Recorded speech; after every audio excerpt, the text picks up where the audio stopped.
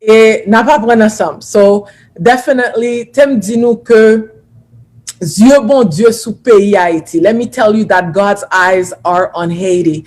And, truly your identity, God is bringing it out. T'aime dit nous que identité peuple haïtien, l'Éternel voulait que nous connaissions qui est nous. Some people might say, why is that important? Il y a quelqu'un qui est capable de dire pour qui ça c'est important. T'aime dit nous, I swear, let me tell you tonight, pour montrer nous que Haïti en dans Bible et pour qui ça Haïti persécuté comme ça. Satan besoin prend Haïti dans l'Éternel, but l'Éternel dit sans effet la prend Haïti back mais Satan au nom de Jésus. The next lecture, one of the next lectures, I'm going to show you that Haiti is in the Bible and why that why the devil is after Haiti so much to destroy Haiti, but God is taking Haiti back, whether you like it or not. God is about to free Haiti in the name of Jesus. Hello everyone. Bonjour tout le monde.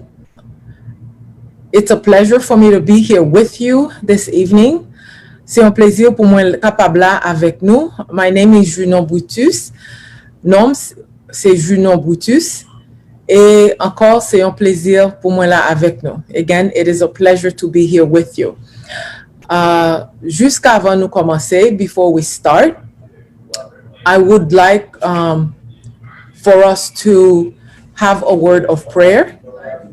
So, let's have a word of prayer.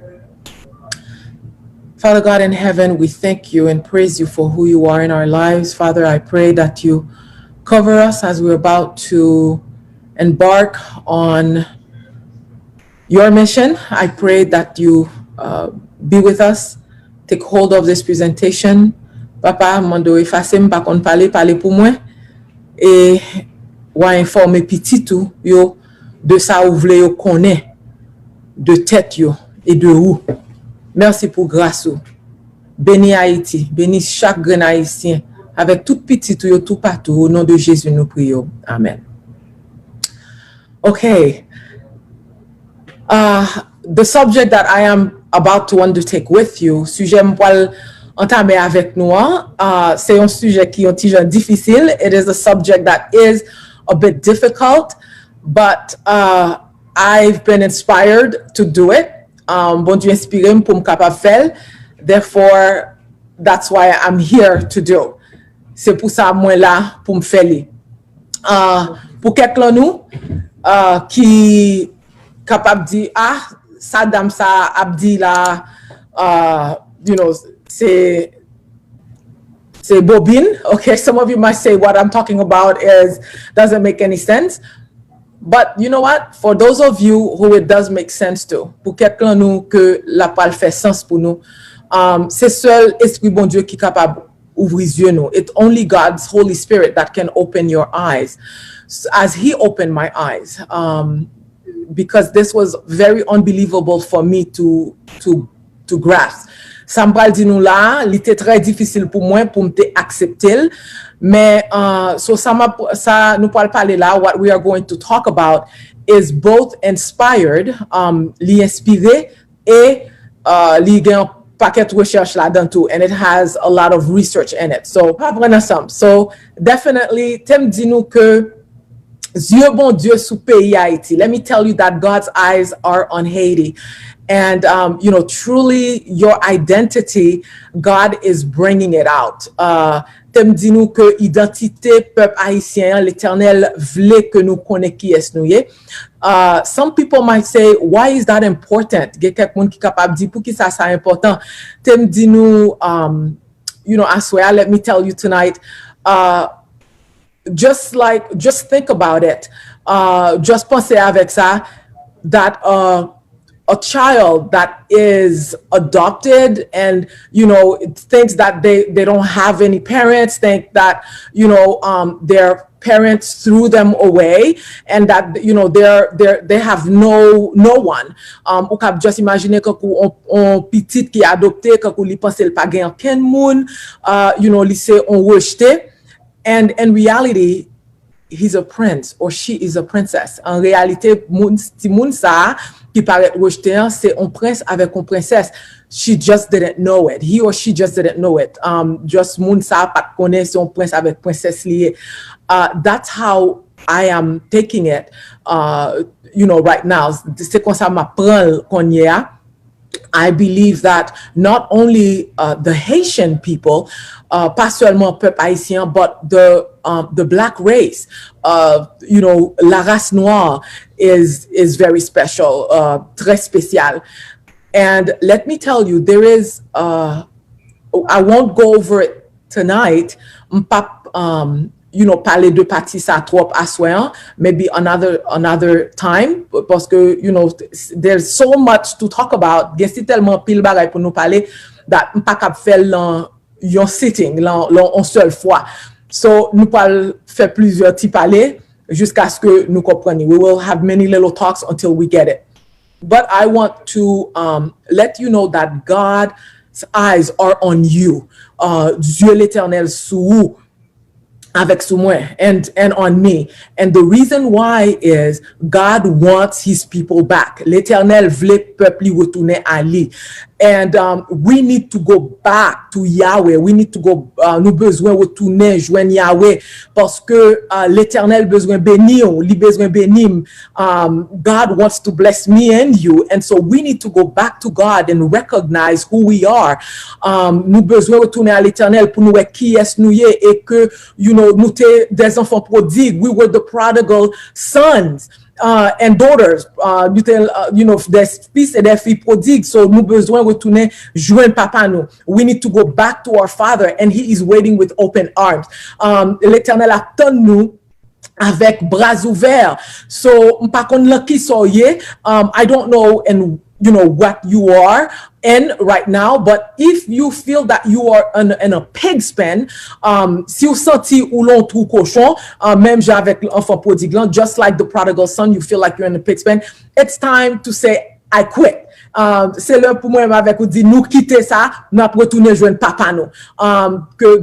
It's time that we say that we are going back to our father. And our father is waiting with a beautiful robe and ready to make a feast. Et papa nous prêt pour lui faire un gros fête pour nous, l'attendre nous avec un rad royauté et pour lui recevoir nous avec des bras ouverts. Et ça seulement livré pour nous reconnaître que c'est l'Éternel qui est Dieu. The only thing that God is waiting for you and me to acknowledge is that he is God. So he is about to bless Haiti. L'Éternel pour le bénir Haïti. Après catastrophe qui pour le fait là, after the disaster that is about to happen, God is about to bless Haiti tremendously. L'Éternel pour bénir Haïti, l'on gens extraordinaire. And the reason why he will bless Haiti so much, raison que le pour bénir Haïti c'est tellement, c'est pour gloire li capable éclater. It's for his glory. It's for everyone around the world to recognize that there is a God. C'est pour tout le monde capable reconnaître que gen bon Dieu and that he is able et que li capable et li poil prend moun qui plus bas le monde là tout moun k'ap mépriser Haïti a même propre moun ni ap mépriser.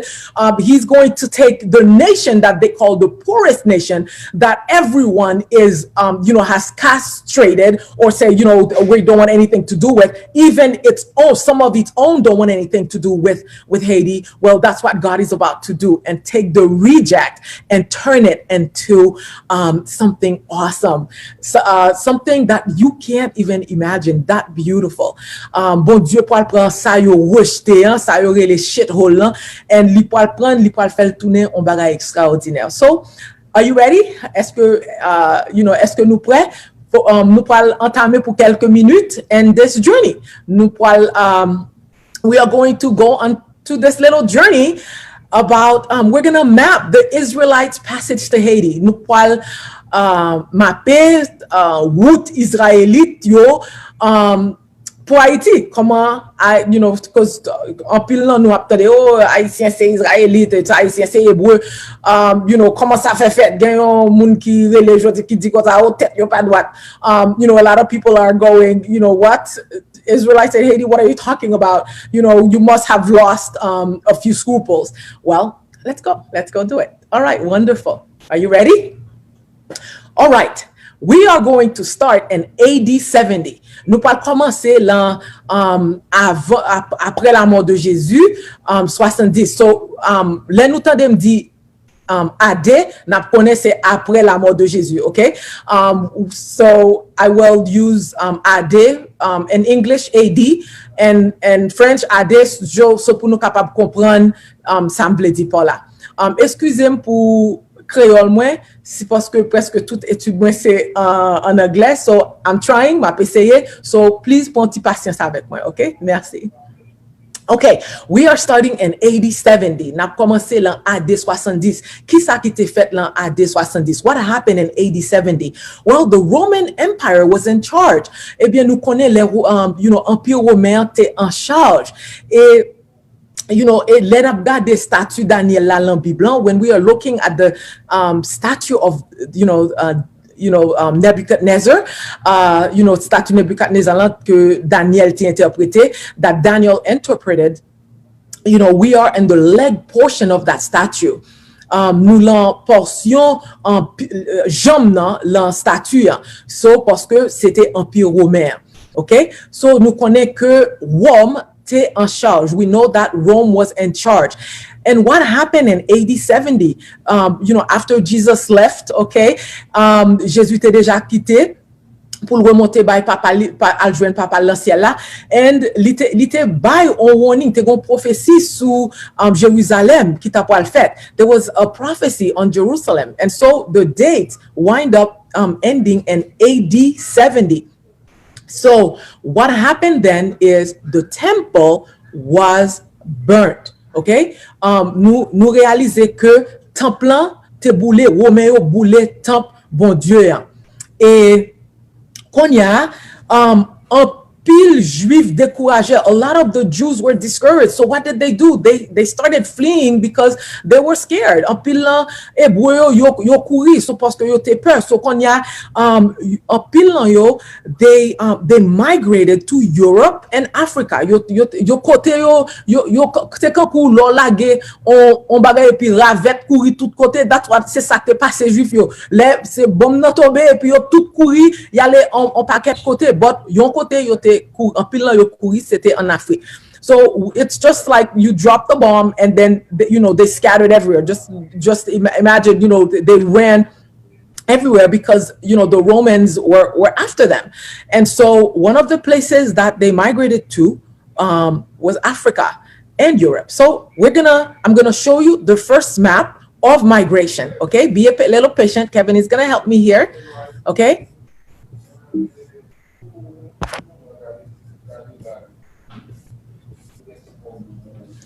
The first map of migration, and it's going to be okay. I'm sharing my screen with you. Ma pral montre nou screen moi. So nou kapab well right here. Si nou we que nou si nou we screen nan pa konen si nou kapab we my cursor. Can you see it? Mais nou we que yo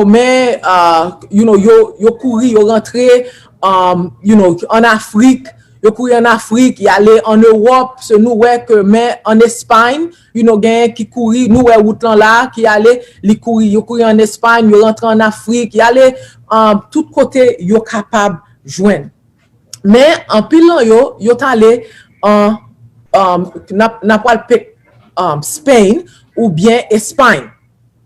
So, Konya, what happens in Spain? Nous connaissons que Espagne te gon monarch. Spain had a monarchy, okay, and there was the Inquisition period from the Catholic Church also. So, there was, te gagné Inquisition période de l'Église catholique. Et Konya, Juif yo, tout côté yo passé yo toujours prospéré. Wherever, you know, the Hebrews went, they were always prosperous. So they, you know, they became you know, well-to-do citizens of Spain.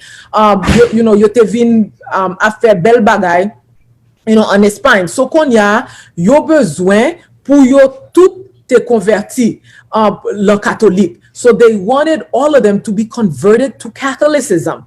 And so a lot of them did, en pilan yo te converti vrai, but a lot of them refused to get converted. En pilan yo pat vle converti pour yo te vin catholique. So, en bas, under King Ferdinand II and Isabella, and Queen Isabella, okay, en bas, Reine Isabelle avec roi Ferdinand, yo vin fait ça, yo rele Alhambra Decree.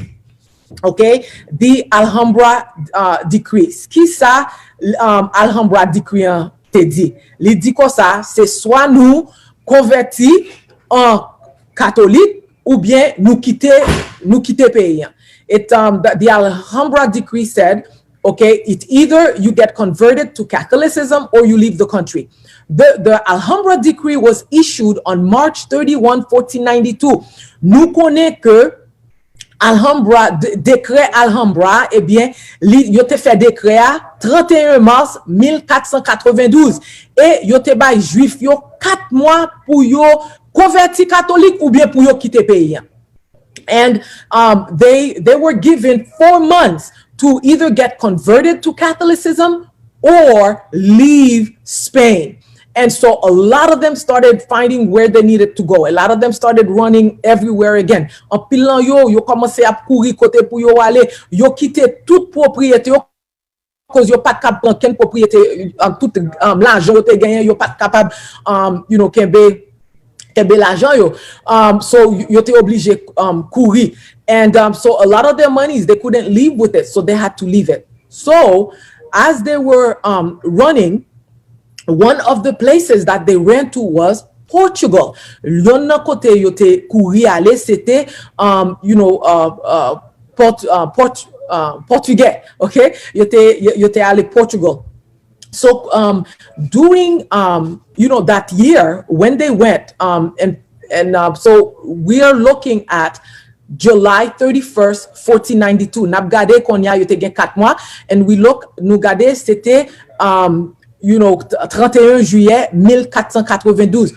Go lot bagay ki fet en 1492. There's something else that happened in 1492. Do you remember what that was? That was Christopher Columbus left to explore the new world. Christophe Colomb li soti en Espagne pour aller explorer le nouveau monde. And let me tell you something. Tem di nou an bagay.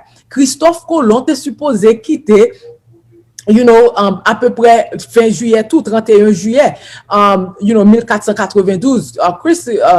Christopher Columbus was supposed to leave around the same time, but history says that he left on August 3rd, 1492.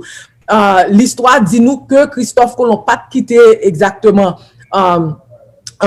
you know, 31 juillet, mais il était quitté le 3 août 1492. Et bien, pile historien qui dit que la raison de quitter 3 août 1492 là, c'est parce que tu gagné en fait juif, you know, quitter la zone ça sur le pas de quitter. So, yo dit que Christophe Colomb te sa yorele en marrones. So what they said was Christopher Columbus did not leave at the end of July for his excursion. He left on the 3rd of August. It's because there was a Jewish holiday. He didn't want to leave. And a lot of historians say that Christopher Columbus was really a Marrone Jew. What is you know, a Marrones? What is that? Qui ça ça est? Eh bien, Marronais ça yo teye, c'était juif qui dit yo converti en catholique, mais en réalité, il a pratiqué, you know, belief yo, croyance yo, en bachal. The Marrones, what they were, they got converted to Catholicism, but they were really practicing, you know, their faith, you know, behind closed doors. So they said that, and later on, maybe I can come back with some of my research on what really proved Christopher Columbus to be that. You know, we won't cover that tonight. et peut-être plus tard, on l'autre jour m'a montré nous qui ça, plus évidence, ok, de Christophe Colomb qui était un juif et qui t'a cherché côté pour aider juifs yo al cacher. Et ça, c'est on l'autre là, n'a parlé sous ça. All right. So,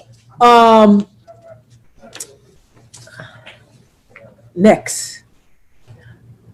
En pile juif converti, comme te dit, but en pile te couri, yo parti, yo parti, yo prend bateau, yal tout côté, yo parti, yal Brésil, yal en Inde, yal en Afrique, yal Portugal. A lot of the Jews, they became refugees. They went to India, they went to Brazil, they went to Africa, they went to Portugal. Now, as they migrated to Portugal, pendant y a immigré Portugal, there was King John II. Eh bien, nous te gagné roi Jean le II qui te dit OK, nous met vini ma ban nou asylum. Roi Jean II te dit OK, nous met vini en Portugal et puis ma ban nou asile politique, OK? Asile politique, mais c'est pour nous payer. Quand y a un pile juif yo te d'accord payer 600 l'argent le ça. A lot of the Jews accepted to pay. Around that time some of them paid like 600 of the money at that time. But what they found out was the asylum was temporary. Ça yo jwen c'est yo ba yo asile, mais asile là te temporaire. So après 8 mois, gouvernement portugais a dit nous pas gain asile encore et puis yo vini pour yo faire tout juif yo tourner esclave. At the end of 8 months, the Portuguese government says, okay, you know what? I no longer give you guys asylum, and wanted to enslave a lot of the Jews in the country. So unless they left. So a lot of the Jews, they started running again. En pilan juif yo commencé courir encore pour yo sauver. Et just before that, what happened is King, the king took some historians said more, some less, but about 2,000 children. Li prend à peu près 2,000, ti hébreu yo, li voye yo long il yore le Sao Tome and Principe, qui lan Côte d'Afrique lan.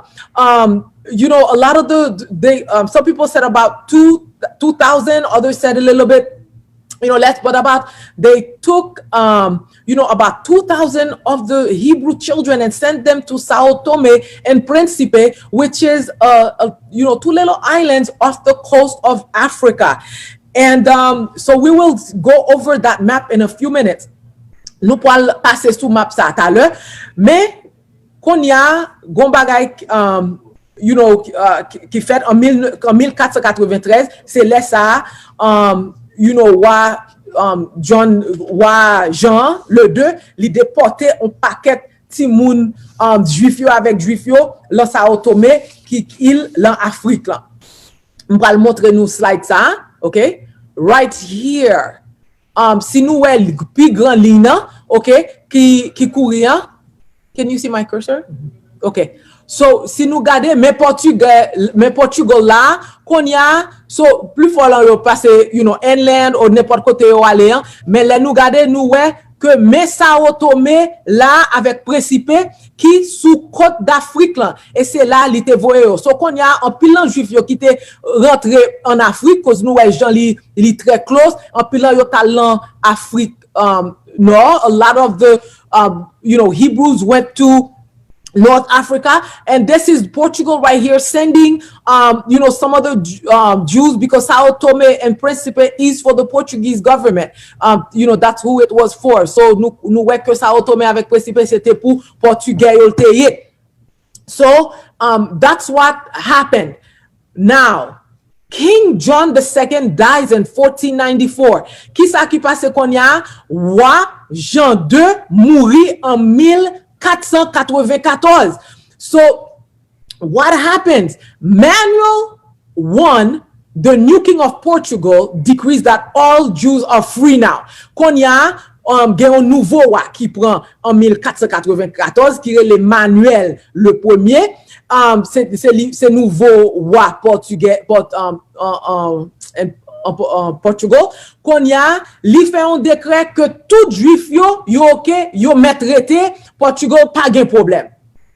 Now, so, juif yo content pour ça que te yo, gen un pile qui te get en parti rentre back en Afrique parce que nous connaît comme te dit en AD 70 là, en pile juif te get en Afrique et yo te fait, yo te get en you know, établi tête yo, établi royaume yo en pile côté l'Afrique là. Like I told you before, 80, 70, a lot of the, you know, Hebrews, they fled. A lot of the Jews fled and went into Africa already. And a lot of them were established there, you know, there. So now a lot of the, you know, Hebrews that were in Spain came back to Africa, okay, and went in. So in 1497, so right now the Jews says, okay, Manuel says you can stay. What happens? 1497, sak passe en 1497.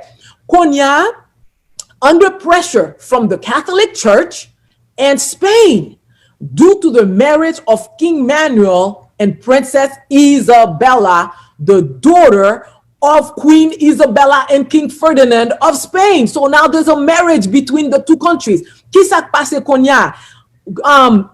Portugal commençait à prendre pression l'emmène ni l'église catholique, OK, parce que il pas persécuté juif yo, ni reine Isabelle avec roi Ferdinand parce que petit yo marié avec roi Manuel Ier.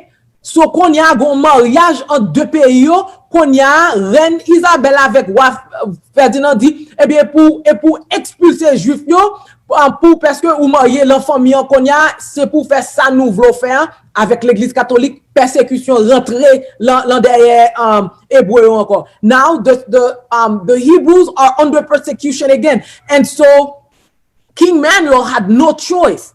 So guess what?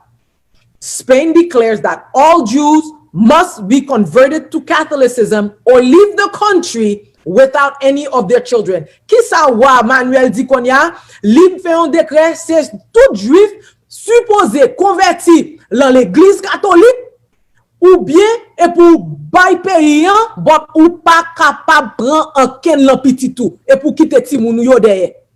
Guess what? En pile juif yo couri avec un pile yo get sauvé avec famille yo, but en pile yo quitte ti moun yo derrière vrai aller.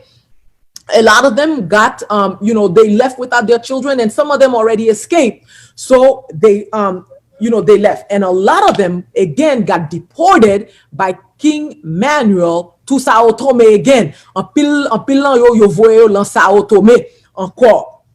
Okay, je souhaite que nous suivre. I hope that you are following. Now,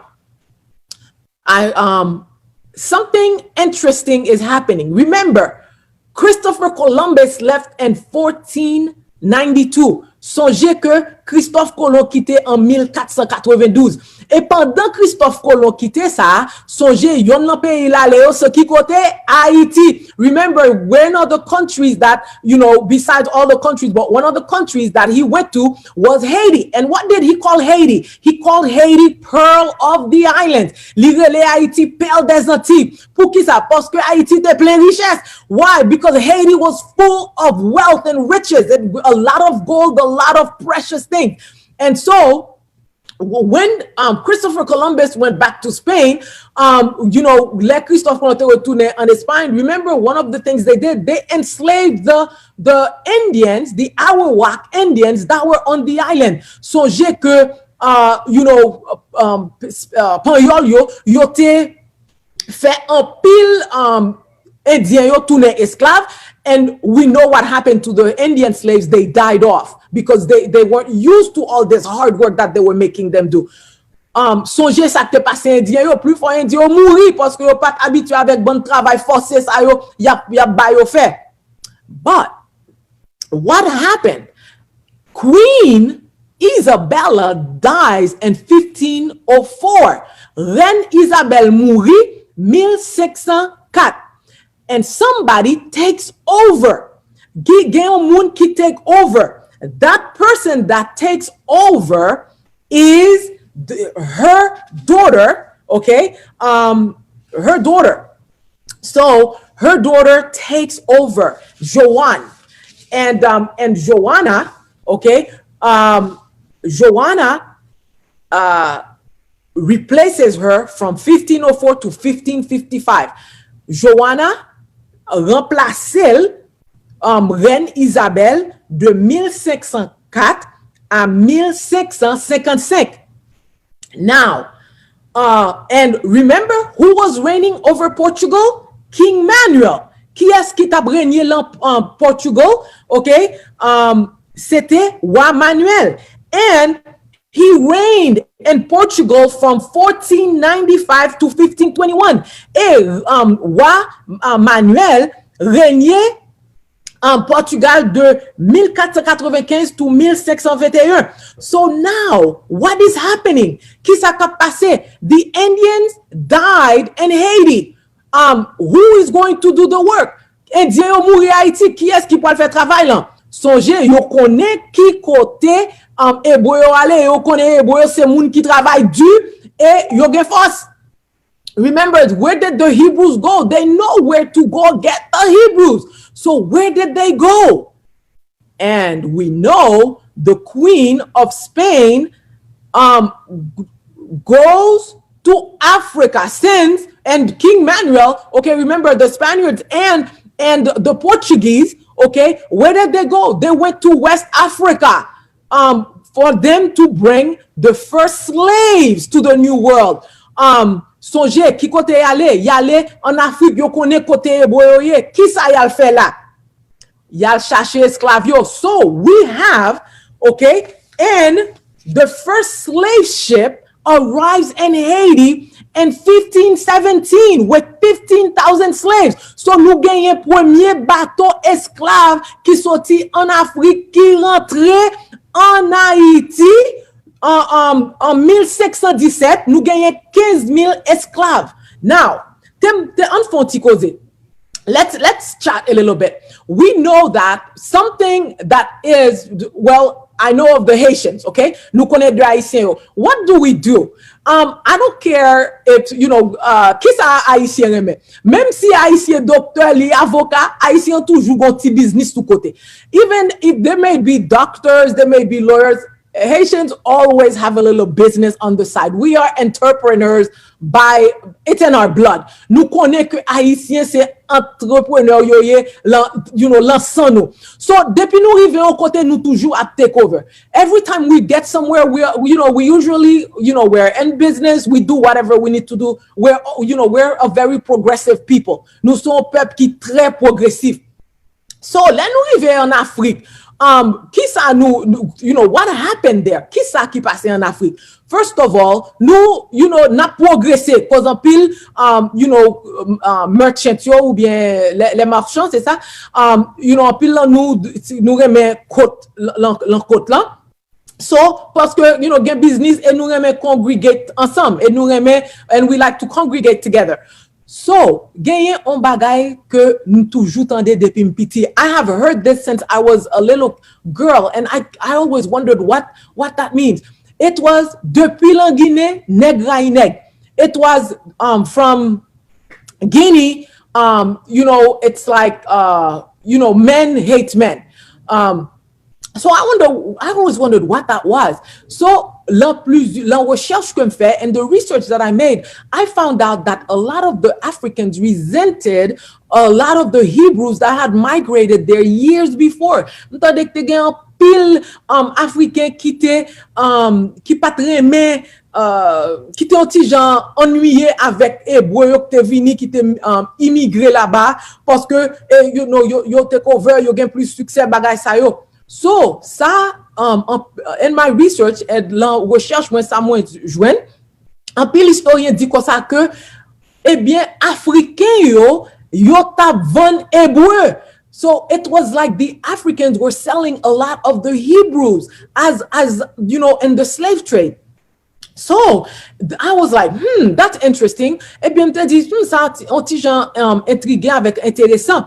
And so let's look to see what happens. So, et pour ça, regardez, slave trade là t'es concentré dans une zone en Afrique. If you look, the slave trade was concentrated in one main area in Africa. Let's go and see what that map says. On a regardé pour nous ça map ça dit. Okay, the next map. So, n'a regardé que plus fort, okay? So, n'a regardé que là nous voyons que Israélites ont immigré de Israël, ils sont rentrés en Égypte, de Égypte, ils sont rentrés en West Africa, gagné qui allait Yémen, qui allait Éthiopie, qui allait South Africa, et pour ça, nous gardons the Lemba tribe qui spread tout côté ça, en pile, qui dit c'est hébreu, okay? We see that the Israelites, one of their migration routes was Israel to Egypt and to West Africa, and also and to the other side, and to Yemen and to Ethiopia and South Africa. And from there, it went to the Caribbean, okay? So here's West Africa right here, to the Caribbean, to South America, and to North America. Nous gardons que nous voyons que, esclave yo, te sorti l'an plus fort, c'est l'an West Afrique, là, yo sorti, yo y a l'an Caraïbes, y a l'Amérique du Nord, et y a l'an Amérique du Sud. But I want to show you something. Je voulais montrer nous un bagay. Okay, so, n'a regardé au côté l'an Afrique là qui relait Waida. N'a regardé we're going to look and see au côté l'an Africain qui relait Waida or Judah. In French it's Wida, en français c'est Wida, in Portuguese it's Ayuda, en portugais c'est Ayuda, okay? So côté ça, c'était l'an Africain et c'est là il prend presque tout esclave qui rentrait en Haïti, premier esclave, tout c'est là, yo sorti l'an Waida.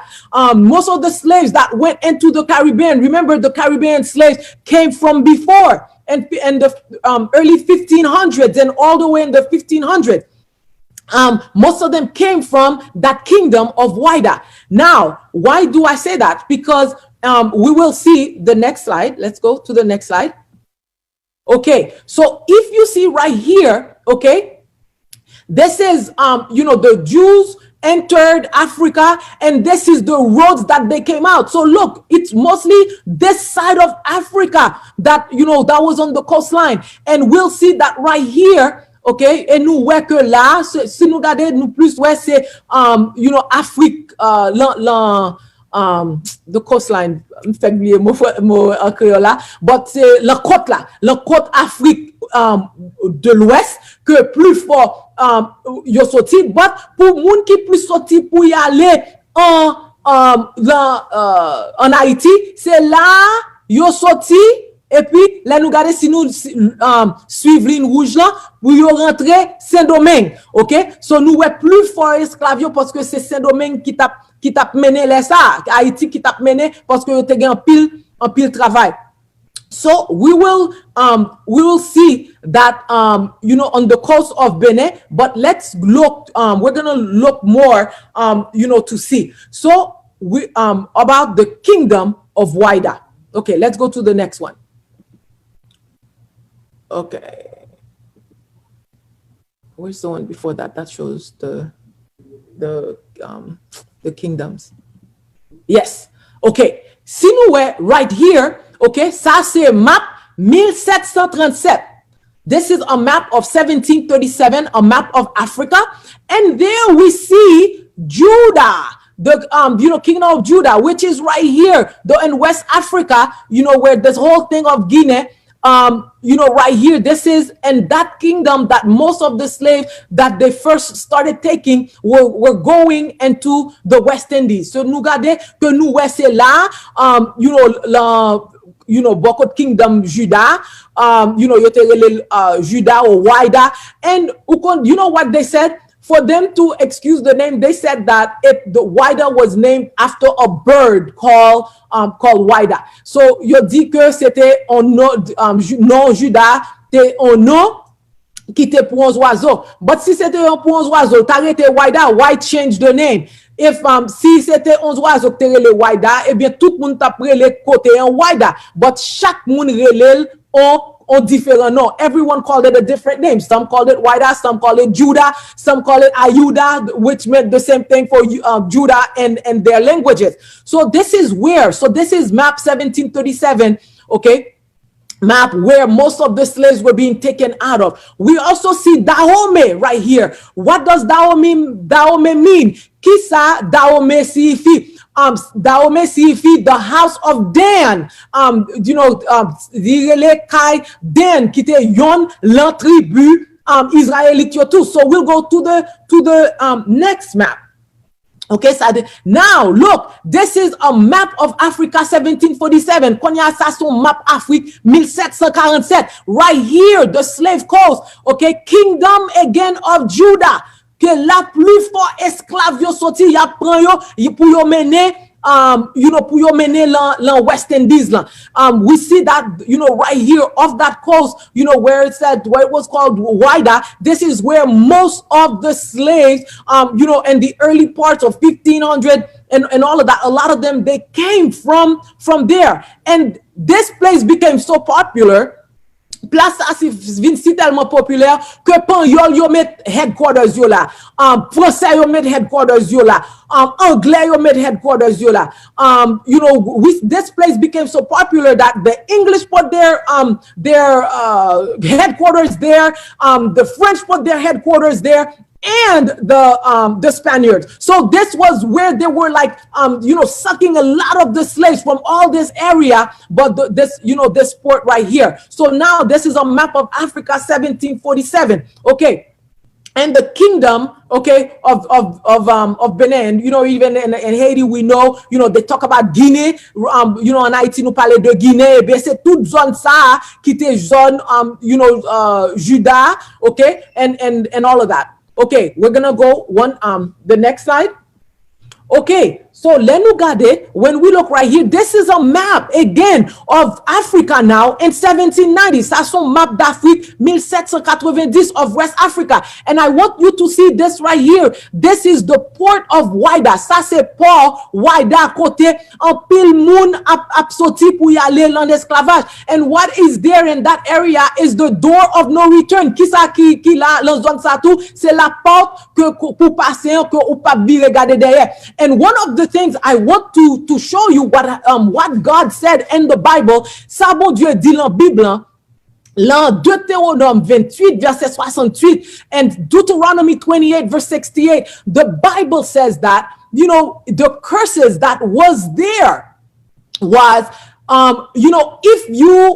if you go and take the gods of other people and you leave me, sou kitem, wal prend Dieu l'autre côté, moi meto yo côté wale yo, eh bien, on pral for retourner en Egypt. I'm gonna make you return in Egypt. And in the Bible, we know Egypt a lot of time means slavery. Et nous connaissons que là yo parle de Égypte, dans Bible, li signifie esclavage. Et dans Deutéronome 28, 68, li dit comme ça que l'on pour aller en Égypte, c'est l'en bateau pour aller et m'a menon côté pape même gen moun pour acheter. And what it said in the Bible in Deuteronomy 28, 68 is, you will go to Egypt in ships and no one will be there to buy you. What does that mean? Qui ça veut dire? Tem di nous ça veut dire. Les yo te kon a vend esclave, when they used to sell slaves, if for example, if you're selling me, if you're my owner and you're selling me, si wa vend moi, eh bien gen un moun qui campe là qui dit OK, m'a pas acheté Junon et puis moi la gen Junon. Okay? Somebody might say, okay, I'm going to buy Junon and I'm going to let her go. But the Bible says that when you get to this foreign land, no one will be there to buy you. Pa gen moun kap la pou yo acheter. So c'est ça qui arrive vrai, pas de monde qui te pour acheter en quel esclave pour bailler la liberté parce que c'est rentrer dans l'esclavage. And there was no one there to buy the slaves. Everyone had to go into slavery. So what we from there then they kept bringing the slaves on this route. De là yo continuer à mener esclaves la West Indian en Afrique. And we know that the first slaves came to America, to the United States, nous connaissons que premier esclave yo vin dans États-Unis en août 1619. We know that the first slaves came to the United States in August of 1619, which is 102 years later than the first slaves went to Haiti. Que nous connaissons que c'est 102 ans après premier esclave yo t'est arrivé en Haïti. So parce que qu'on y a, what happened? Well, the New World, they said, well, we need slaves too because we need to work the land. So let's go get some slaves in Africa too. Look what the French are prospering in Saint-Domingue. So nous, nous gade yo moun ki te genye terre, the rich landowners, moun ki te gen pile terre l'argent, les États-Unis yo dit, well, nous besoin moun pour travailler terre nous tout. So on a prend esclave en Afrique tout pour nous vinn mener yo ici pour yo travailler pour nous. So c'est comme ça esclaves qui viennent ici were much later. Yo te vini plus tard que ça qui t'allait en Haïti.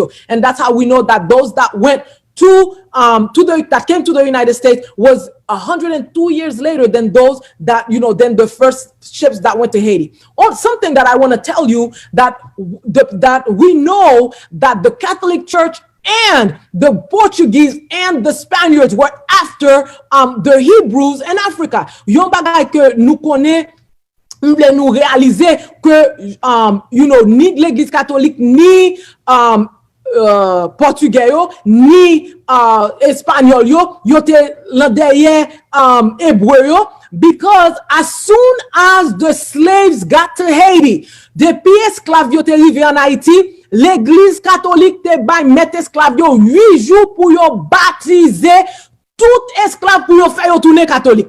The Catholic Church gave the slave owners gave them 8 days to make sure that all slaves became Catholics. Does that sound familiar with the Spaniards and the Portuguese? Est-ce que ça pas, familier pour ça nous tende yo? So l'Église catholique là avec Portugais, avec ni espagnol yo te besoin pour depuis esclave yo, depuis hébreu yo rive, depuis noir yo rive lan il c'est Haïti moi fait plus recherche et pour yo te ba yo 8 jours pour yo converti catholique ou bien mettre esclave yo l'en problème. They gave them 8 days to be converted to Catholicism or they would be in trouble.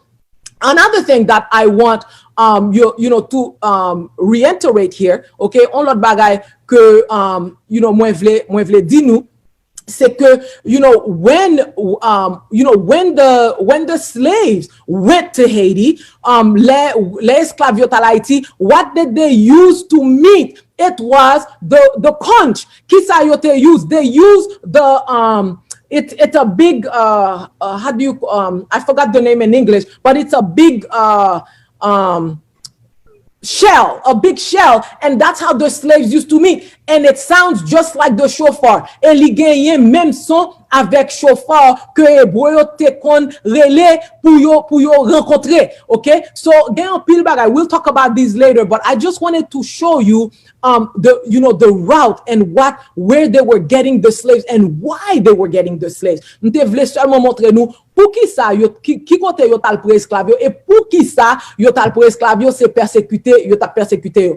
And when they took the Negroes to come to the New World, les yo prend esclaves yo pour venir dans nouveau monde là, okay, or to go to the West Indies, what did they do to them? Qui ça yo te fait yo? They put them in ships they put them where they couldn't tell the time, they couldn't tell the days. Yo mette yo en bas bateau pour yo pas dire, pour yo pas ouais ni jour ni nuit. And remember, for Haitians, okay, for those of you who know about my Haitian people, they will look at the sun and tell you what time it is. Yap gade soleil lan, yap diou ki le liye. They will look at the moon in the sky and tell you what time it is and what, so yap gade la lune nan ciel lan, yap diou ki le liye. Okay, my dad used to tell me, maman leve li gade la lune nan dil 3 heures du matin. My dad used to tell me his mom would get up and look at the moon and said it's 3 o'clock in the morning. So they took them under the ship, so they didn't know know what day or time it was. Yo mette yon babaton pour yo pat kon ni jour ni l'heure pour yo because ou connaît pour un hébreu littéralement mais sabali littéralement parce que you know pile lan yo malgré yo tap adoré faux Dieu pendant pile lan yo te kembe coutume sabbat yo avec l'Éternel. A lot of the Hebrews, you know, even though they were worshiping, some of them were worshiping other gods, and that's why God got so upset. But they kept some of the, you know, of their traditions, which was the Sabbath, and they took that away from them by keeping them down. So when they arose from the ship, they didn't know what day, what time it was. So le yo leve, yo soti lan baton, yo pa kon ki jou, ki le liye, yo pa kon combien de temps yo fan ba baton. So yo pa ka konnen ki jou liye pour yo observer jou sabat que met yo te, you know, que yo te qu'on observe avec bon Dieu. So anyways, we are going to end there. I just wanted to show you the, you know, the road from Africa to Haiti, you know, and from Israel and the Israelites and all of that, and how we winded up in Haiti. They seulement voulaient montrer nous comment nous sorti de côté nous et côté nous river, you know, Jean nous y qu'on y a. Now, the Europeans saw how it was liquid. And let me tell you, the people that they were enslaving, they weren't common people. They were doctors, they were merchants, they were educated people. Okay? En pile moun que yo tap kon yo, c'est pas moun qui pat kon li, c'était des moun qui te ken business yo, qui te you know, it was people that were used to wealth avec qui te gen la vie, et c'est pour ça yo pas capable accepter le fait pour yo faire esclave là. And that's why they could not take the fact that they were slaves. Suddenly those people from, you know, from where we saw in Wida. And that's why the first slave revolt in Haiti was in 1525. Premier revolt esclave en Haïti, c'était 1525. Yo te get en pran yo, but depuis le sa gen nèg marron en Haïti. Since that time, 1525, they were what they call the Maroons in Haiti. They were living in the hills and planning to overthrow the people who enslaved them. Depuis 1525, te gen nèg marron k'ap vive lan tout monde en Haïti. You know, qui t'a planifié pour yo rejeter moun qui, you know, qui fait retourner esclave là. Okay? So now the Europeans saw liquidity, and this is why you know, they were like, this is it. We're going to take those black people and bring them here and enslave them. C'est pour ça yo vin di, okay, we're going to go do that. Now, I want to show you the next map so you can understand what we are talking about. And it's about time that we stand up and we turn back to God, because we can't fight, but God can fight. Nous pas cap bataille, but l'Éternel capable bataille. Et l'Éternel bataille, l'Éternel a pété fiel quelqu'un moun sa yo. You know, when God fights and he wins. And I want to show you the next map. The next map about what they did to Africa, how they divided. Right here. I want to show you. Remember that, and that's another lecture that I will do. Ça son l'autre lecture que m'gen pour me faire avec nous, pour montrer nous que Haïti en dans Bible et pour qui ça Haïti persécuté comme ça, you know, Satan besoin prend Haïti dans l'Éternel, but l'Éternel dit sans effet la prend Haïti back mais Satan au nom de Jésus. You know, the next lecture, one of the next lectures, I'm going to show you that Haiti is in the Bible and why that you know, why the devil is after Haiti so much to destroy Haiti, but God is taking Haiti back, whether you like it or not. God is about to free Haiti in the name of Jesus. And I'm going to show you, look at what they did to Africa. You know, I want to show you, because when you look at in the Bible, the last 10 toes at the end of the Roman Empire, the 10 toes that are left are 10 European kingdoms. L'an statue, not Daniel's statue, Nebuchadnezzar's statue and Daniel's time, okay? M'pa parler statue Daniel, m'a parler de statue Nebuchadnezzar, le dernier zote yo c'était gen 10 et c'était la Bible li dit nous c'est 10 royaumes qui étaient l'enfin you know, l'Européen yo. Et let's look at how they divided Africa. On regarde gens yo divisé Afrique. Si nous ouais, there were 10 kingdoms, but remember the Catholic Church got rid of 3 of them because they did not want the Catholics to rule over them. Songez que l'église te gen 10 royaumes, but l'église catholique rejeté 3 ans, yo li fait yo disparaître que parce que yo pas d'accord avec lui. So gagne 7 qui rete, and let's look at the 7. The 7 is right here. Belgium, Swiss, British, qui est anglais, okay? We'll go you know, over it. The Swiss is the Burgundians, okay, from the kingdoms. M'pa connaît tout non ça yo enfin ça ou bien créole, but you know, n'a comprendre yo quand même, okay? But Belgium c'est Suisse, okay, qui Burgundians, okay, the British, okay, qui les Anglais, c'était les is the Saxons, okay, the Saxons. Then we have the French, okay, that are the nous gen français yo qui les Franks, okay, the Franks. Then we have Germans, okay, nous gagnons les Allemands qui the Allemands is the Allemagne. Okay, les Allemands c'est Allemagne. Nous gagnons les Italiens. We have the Italians, or we have les Italiens. Que les Italiens sont les where are you Italians? Lombards. Okay, qui sont the Lombards. We have the Portuguese. Nous gagnons les Portugais. Les Portugais sont the Sueves.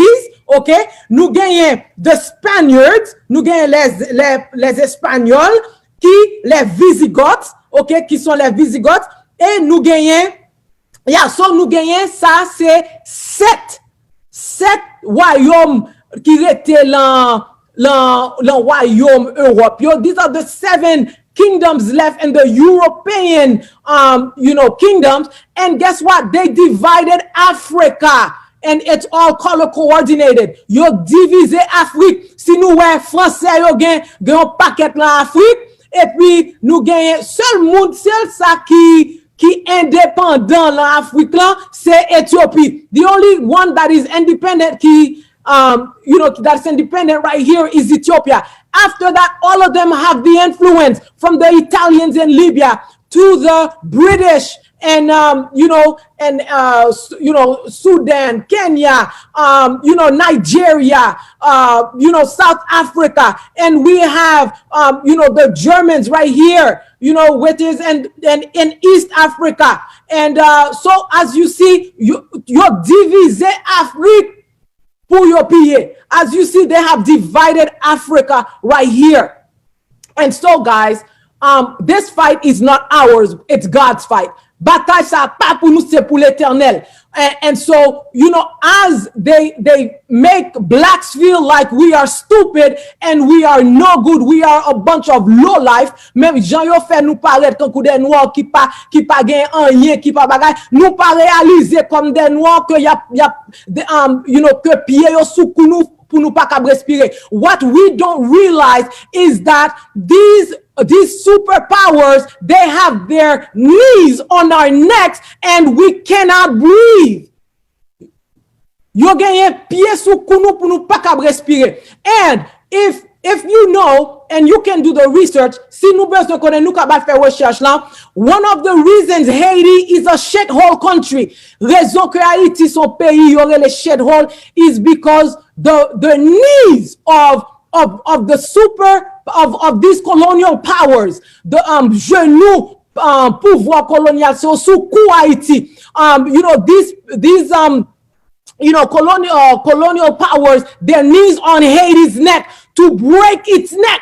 Pour yo casser ko Haïti, pour yo montrer que Haïti pas cap gouverner, on black country cannot govern itself. Pour yo montrer que un pays noir pas cap gouverner tête li. So they have entered into all our business to destroy the country. Yo rentre dans tout business li pour destroy the country. But let me tell you something tonight. Tem di nou bagay aswaya.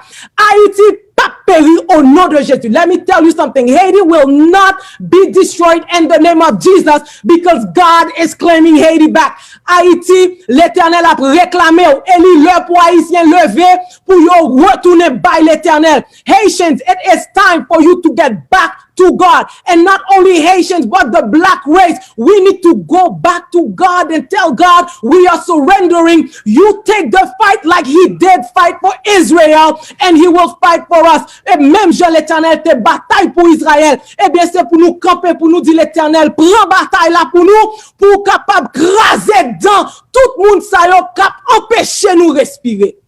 And so tonight, I leave you with this thought. I swear, m'a quitté nous avec penser ça. You decide, ou même qui pour décider qui est nous y.